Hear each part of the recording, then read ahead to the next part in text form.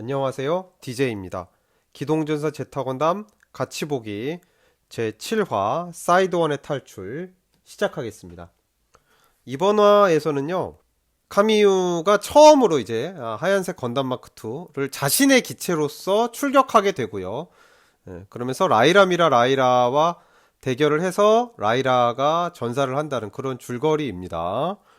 제가 이제 오프닝은 매번 똑같은 그림이 나오기 때문에 이 중간에 이제 스토리와는 약간 관련이 없는, 이번 화의 스토리와 관련이 없는 여담들도 말씀드리고 그러는데, 카미유의 성우 토비타 노보가 제타건담을 통해서 처음으로 주인공 섬으에 발탁이 되었었거든요. 그러면서 재미있는 거는 그 토미노 감독에게 오디션에게 질문을 했다고 그럽니다. 그러니까 기동전사 건담이 너무 완벽한 엔딩이었는데 왜 후속편을 만들려고 하는지 모르겠다.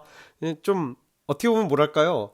그 당돌한 질문일 수도 있는데 그 질문에 대해서 토미노 감독이 캐스팅을 완료하고 모든 성우들을 모아놓은 미팅 자리에서 토비타 노보이 성우에게 마치 들으라는 듯이 제타건담이라는 후속편이 만들어지게 된 이유라든가 또 그 내부의 업계 사정이라든가 아무래도 이제 그 장난감 판권이 또 걸려있는 문제잖아요. 돈이 걸려있는 어린애 사정도 있고 그런 것들을 여러 가지를 설명했다고 합니다. 그 많은 건담 팬들 중에서는 약간 이제 토미노 감독이 굉장히 독단적이라고 생각하실 수 있는 분들도 있는데요. 사실은 그 토미노 감독이야말로 스폰서에 대해서 굉장히 그 충실한 의견을 뭐 그쪽의 의견을 충실하게 수용하는 스타일의 감독이에요. 그렇기 때문에 아직도 여전히 반다이를 스폰서로 등에 업고 로봇물을 만들고 있는 거고요. 자마이카는 그 티탄즈가 이제 뭐 시작된 지 얼마 안 되긴 부대긴 하지만 계속 이제 연전 연패를 하고 있으니까 건담 마크2도 빼앗기고 이런 것에 대해서 불만이 매우 큽니다. 그러니까 여기서 화이트 베이스와 비슷하다는 이야기를 또 아가마에 관해서 이야기를 하고 있습니다.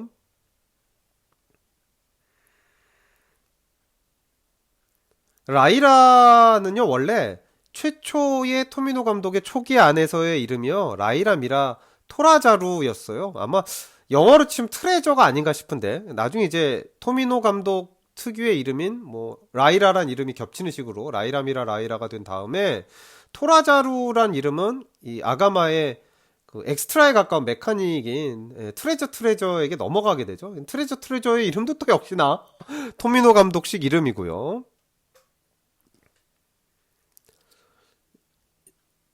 여기서 사과가 나오는데요. 이 사과는 굉장히 아가마에서 귀할 텐데, 우주전함 안에서.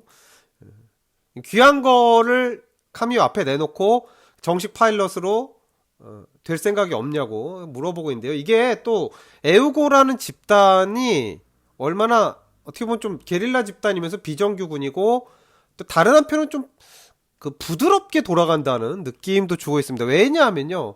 기동전사 건담에서는 아무로를 비롯해서 화이트베이스의 멤버들이 강제로 임관하게 되잖아요. 그리고 이제 그게 싫다고 카이가 나갔다가 뛰쳐나갔다가 나중에 돌아오는 스토리도 있는데 거기서 미아루를 만나서 스파이로서 들여오게 된 실수도 범하고 근데 여기서는 블랙스가 준장인데 장성급인데 물론 뭐 카미유에게 많은 게 기대되기도 하지만 굉장히 부드럽게 권하고 또 카미유는 여기서 거부하게 되죠. 생각해 보겠다고. 여기 짐투 작화 붕괴입니다. 몽블랑의 짐투를 수용한 건데 몽블랑이 지난화에 격침되면서 근데 지금 스커트 쪽에 저 녹색이 채색이 되면 안 되는 거였었죠. 계속 이제 아무로레이를 이야기를 하면서 또 바람잡이를 하고 있습니다. 이렇게 계속 아무로란 이름을 부풀려야만 존재감을 또 부풀려야만 시청자 전편을 본 시청자들은 기대감을 증폭하면서 아무로가 나왔을 때 본격적으로 등장했을 때요. 이미 한번 등장을 잠깐 지나가면서 했지만 그런 부분에 또 좋아할 수 있는 거니까요. 요 컷은 꽤 많이 쓰였었던 컷입니다. 그러니까 콰트로의 선글라스에 카미유의 얼굴이 비치는 컷은요. 그러니까 당시에 그 화보집이라든가 있던 장면에서요. 샤는 콰트로는 자기가 밥 먹고 사는 이유가 군인인 거 외에는 다른 밥 먹을 방법을 모른다 이런 식으로 이제 재밌게 얘기하고 있는데 사실은 이런 부분에 대해서 벨토치카는 그런 말도 했죠. 전쟁이 아니면 살아갈 수 없는 사람인 것 같다. 어떻게 보면 핵심을 찌르는 말이기도 하죠. 여기서는 짐2가 작화 붕괴가 없습니다. 스커트 부분이 정상적으로 이제 옥색으로 유지가 되었어요. 하얀색 아니라 옥색에 가깝죠. 그리고 저 옥색은 나중에 그 건담 더블 제타에서 주역기인 더블 제타 건담이 계승을 하게 됩니다. 저 옥색이 좀 약해 보이긴 하는데 또 더블 제타가 치려놓으면 또 멋있어요. 라이라의 이 샤워씬이 나오는데 죽는다 이런 말씀 드렸죠. 그 화에서 곧바로. 굳이 들어 올려고 그러는 제리드도 좀 마음이 시커먼 거죠. 그러니까 이럴 때 샤워하고 있는 걸 알았으면 등을 보이면서 이야기하는 게 아니라 그냥 나갔겠죠. 뭐 나갔다가 좀 이따 오겠다 이런 식으로 했겠죠. 바깥에서 기다린다든가. 그러니까 왜 역스베샤에서 많은 분들이 또 좋아하시는 장면으로 꼽는 아무로가 자고 있을 때 첸이 와서 깨우자 아무로가 일어나면서 정리할 때까지 좀 시간이 필요했잖아요. 그 사이에 첸이 방 안에 들어오진 않잖아요. 그러니까 두 사람의 관계가 어디까지인지는 모르겠지만 첸이 그때 무릎을 이렇게 웅크린 채로 무중력 상태에서 떠서 이렇게 잠자는 장면, 약간 프랑스 영화 같은 느낌까지 있는 그런 장면이었죠. 이번 화의 라이라를 비롯해 작화가 전체적으로 참 좋은데요. 이 작화 감독 고바야시 토시미츠의 책임하의 작화인데 굉장히 좋은 편입니다. 그러니까 아까 제가 말씀드린 뭐 쿼트로의 컷이라든가 카미유가 비춰지는 그런 컷들도 그렇고 MS 작가, 캐릭터 작가 전체적으로 굉장히 괜찮습니다. 아무래도 여기서는 미노프스키 입자가 있기 때문에 뭐 레이더의 한기도 있고 하니까 지금 에마가 바깥에 나와서 직접 뭐 운석이라든가 이런 거 부유물이라든가 이런 걸 또 확인하면서 브릿지에 연락하고 있는 모습이죠. 굉장히 사실 위험한 임무죠. 저런 게 얼마나 위험한 건지 영화 그래비티에 보면 이제 초반부에 보면 나오죠. 에마에 대한 호감을 숨기질 않아요. hen케는 참 솔직한 남자입니다.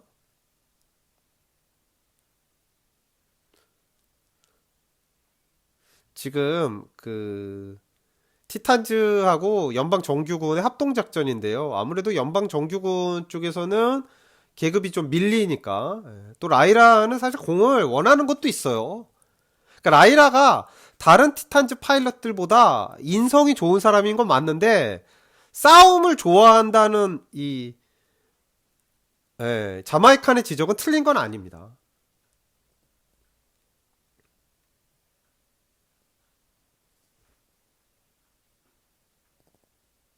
그러니까 라이라 같은 경우는 또 이러면서 자기 명을 재촉을 한 거죠. 여기서 제리드에 대해서 제리드가 이렇게 또 접근을 하고요. 좀 약간 심하게 말하면 이제 껄떡대는 건데 제리드도 약간 좋은 남자일 것 같은 암시를 줘요. 약간 또 달콤한 모습이기도 하고 근데 이건 당연히 이러면 이제 그 다음에 둘 중에 한 명이 죽는 거죠. 그러니까 여기서 라이라가 좋은 남자가 될 소질이 있다 이런 것도 혼잣말도 하거든요. 파일럿으로서. 그러니까 저기 뭡니까? 360 뭡니까? 콕피트에 들어가서. 근데 이 장면은 극장판에서 완전히 다르게 작화가 됐었죠. 그러니까 여기서 똑같은 대사가 작화가 뒤바뀌어 가지고 공부만 잘하는 바보가 있지. 이런 식으로 제리들을 라이라가 바보 취급하는 전혀 인간적 호감도 느끼지 못하는 듯한 대사가 있어서 좀 극장에서 저 이제 오사카에서 처음으로 관람했을 때 되게 많이 놀랐던 기억이 있습니다. 여기서 30번치로 가는 거죠. 에마와 카미유에게 보여주는 거죠. 그리고 쿼트론 또 눈치를 벌써 챘어요. 샤라는 사람이 눈치가 엄청나게 빠른 사람이잖아요. 물론 이제 레코아에 대해서는 안 그랬지만요.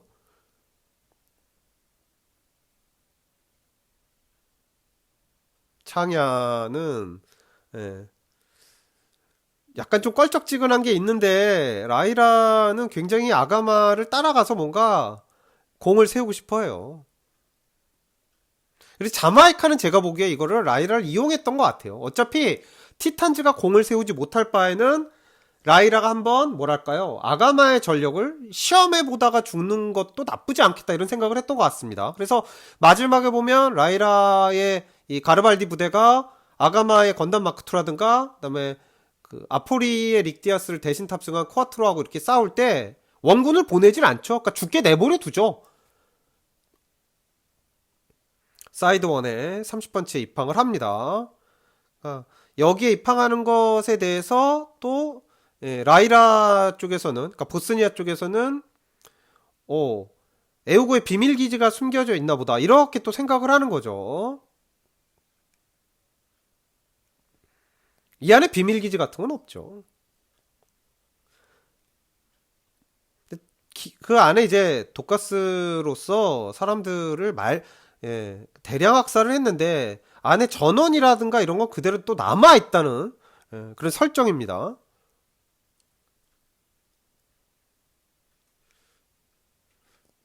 창야나 라이라는 여기서 30번치에서 그 작전을 통해서 사람들이 많이 죽었다는 거는 알고 있어요. 알고는 있는데 그걸 모르는 건 아닙니다. 근데 에마는 몰랐죠. 그러니까 티탄즈 출신들은 모르고 연방군 출신들은 또 알았던 건지, 아니면 티탄즈의 파일럿들은 뭐 사관학교 나온 지 얼마 안 돼서 그렇고 연방군의 정규 파일럿들은 뭐 실전에서 또 잔뼈가 굵어서 그런 건지 여하튼 좀 차이가 있습니다.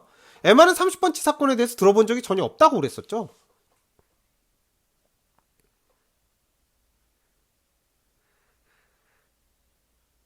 라이라의 어떤 그 의혹을 창의해도 꺾지를 못해요. MS 부대 대장이기도 하니까요, 또.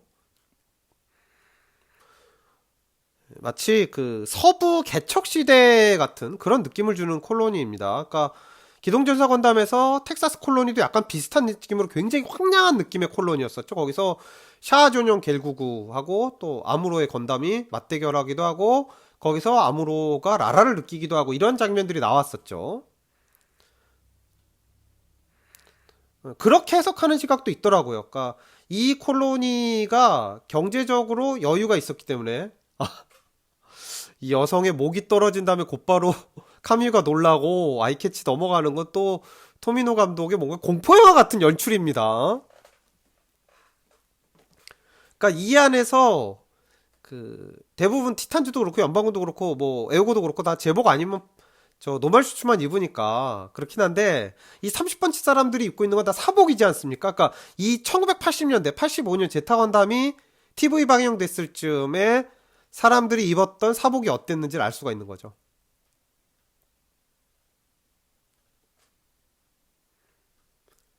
에마는 여전히 믿지를 못해요.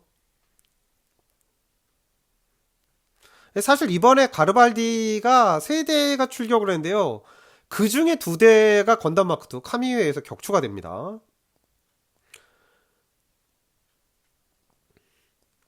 근데 이제 사람이 뭔가 이 참상이라는 걸요, 말로 접하는 거랑 말로 들은 거랑 그 다음에 자기가 직접 목격하고 눈으로 보고 그 장소에서 체험하는 거는 또 어마어마하게 느낌이 다르지 않습니까? 그러니까 라이라가 카미유하고 싸워서 패해서 죽는 거는 물론 이제 뉴타입이라는 것에 대해서 본인이 처음 느낀 것도 있지만 이런 것도 공포영화 같아요. 공포영화 같으면서 약간 또 타란티노 같은, 그 시절엔 타란티노 나오기도 전인데 뭐 약간 유머러스하기도 하고 약간 기괴하기도 하고 그렇습니다.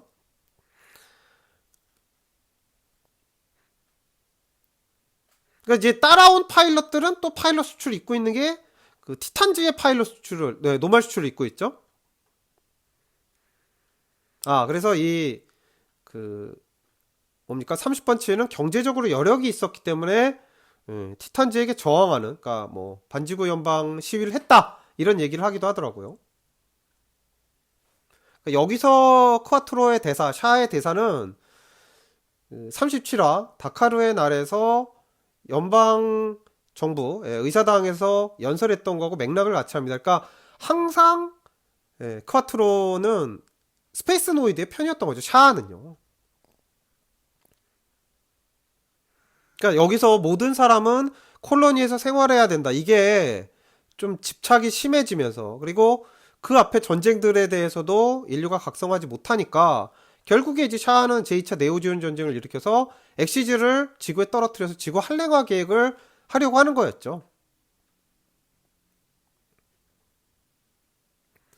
이렇게 뭔가 버려진 콜로니 안에서 만나는 장면은 나중에 그 48화였던가요? 예. 로자미아가 전사하는 사이코 건담 마크 2에 탑승해서 그 콜로니에서의 분위기도 좀 이번 화랑 약간 비슷하죠. 버려진 콜로니 안에서 카미유하고 뭐 여성 파일럿하고 또 참 카미유가 따뜻한 소년이라는 게 이런 데서 나옵니다. 어머니가 있고 아이가 사망했는데 역시 죽었는데 어떻게든 안아주려고 하고 있어요. 안아주는 듯한 모습을 해주려고 하고 있어요. 근데 라이라하고 만났습니다. 근데 또 라이라도 사람이 좋은 게 위험하다고 말해주는 거.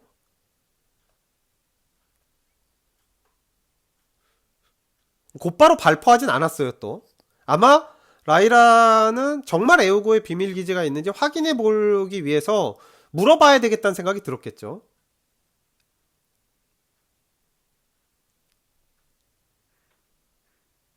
콰트로가 카미를 찾고 있습니다.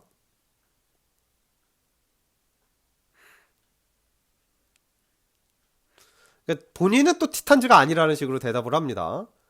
이렇게 에마는 또 알아요. 근데 그러니까 이 에마도 라이라를 알고 있거든요. 그러니까 이 인재풀이 뭐 좁다고도 볼 수도 있고 아직은 그 다음에 뭐 같이 훈련을 했던 적이 있었다고도 볼 수 있을 것 같습니다. 그 티탄즈는 기본적으로 연방군의 고위 관료들 대부분은 뉴타입을 경계하고 있기 때문에 모든 인류가 스페이스노이드가 뉴타입으로 각성하는 것을 경계하고 그렇기 때문에 자기들의 기득권이 사라진다고 생각을 하고 있거든요. 그래서 아무로 같이 드러난 뉴타입을 전쟁 영웅을 지구의 연금 상태에 둔 거였죠.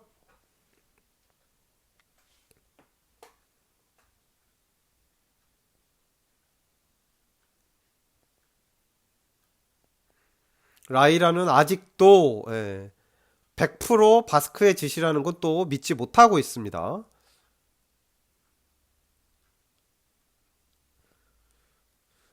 카미우를 쏜다거나 하지 않고 인질극을 했으면서도 또 한 번 쏠 게가 있었는데 쏘지 않았어요. 에마는 과거에 동료였고 아는 사이인데 그냥 총을 쏩니다. 그래서 예.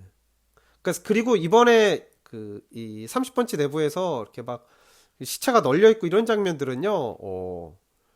극장판에서는 그냥 이렇게 기록 영상처럼 흘러갔죠. 에마가 그 기록 영상을 보는 걸로. 그러니까 에마가 등장하는 뒷모습인데 그걸 또 에마가 보고 있는 극장에서 보면서 좀 웃겼던 기억이 있습니다. 드디어 카미오가 흰색으로 색상이 바뀐 건담 마크들로 출격을 합니다. 이번 화에서는 출격할 때 하이퍼 바주카를 먼저 들고 나가고요. 라이플도 장비한 채로 나갑니다. 지금 이제 옆구리에 라이플을 차고 있죠. 그 검정색 릭디아스를 타고 쿼트로는 출격하는데요. 쿼트로가 싸우는 장면은 안 나와요.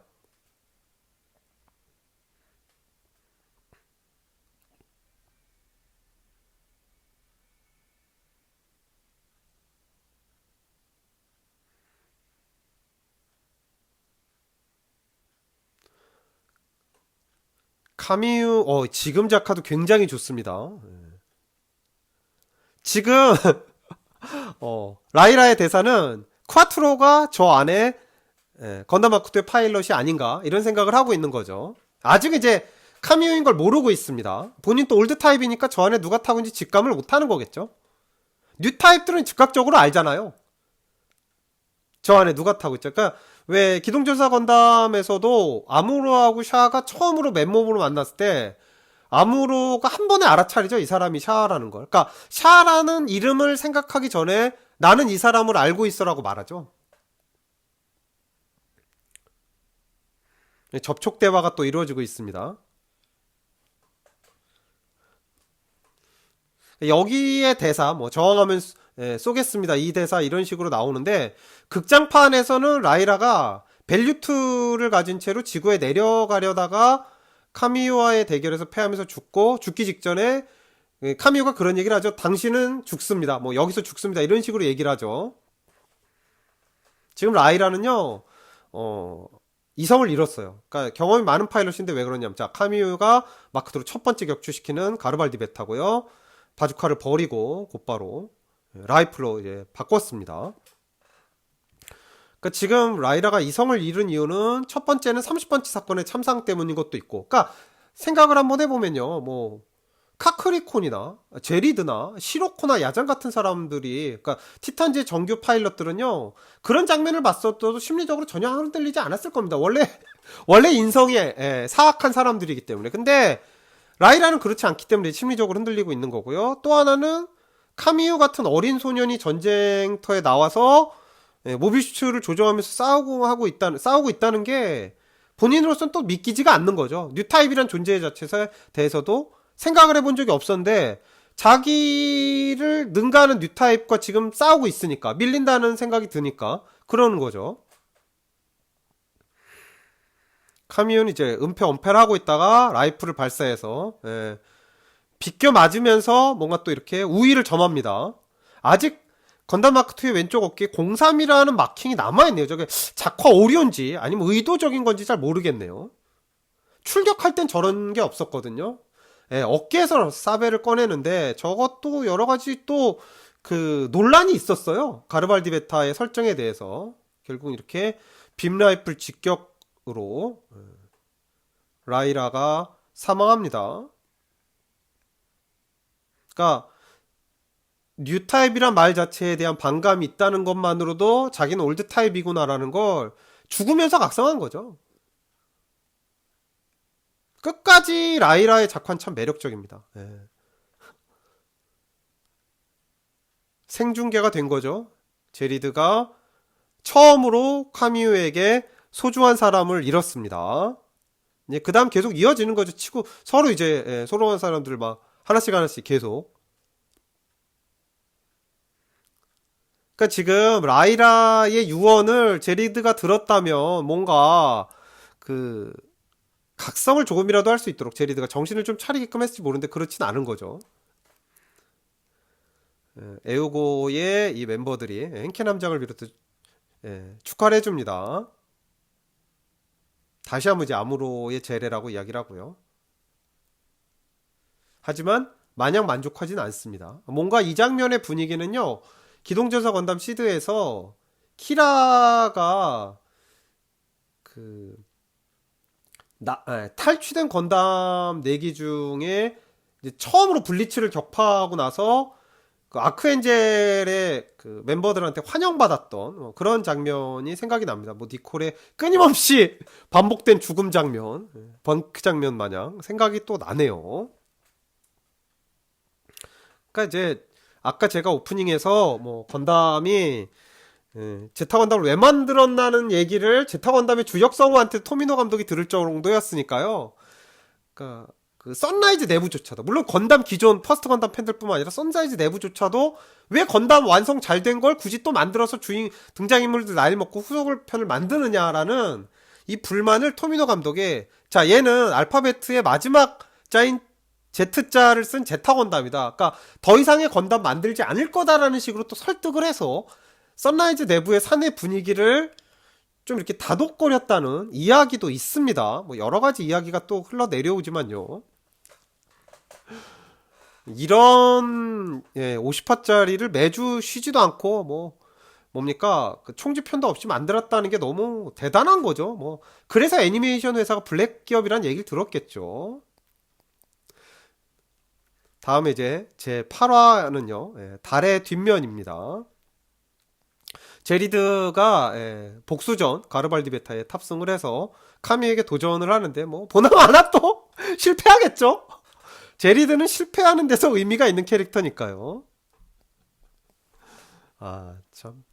능력도 없는데 티탄즈를 손에 넣겠다 그러고 또 이제 이 꼰대 캐릭터 처음 등장하시네요. 원리. 저는 제 8화에서 다시 뵙겠습니다. 시청해주셔서 감사합니다.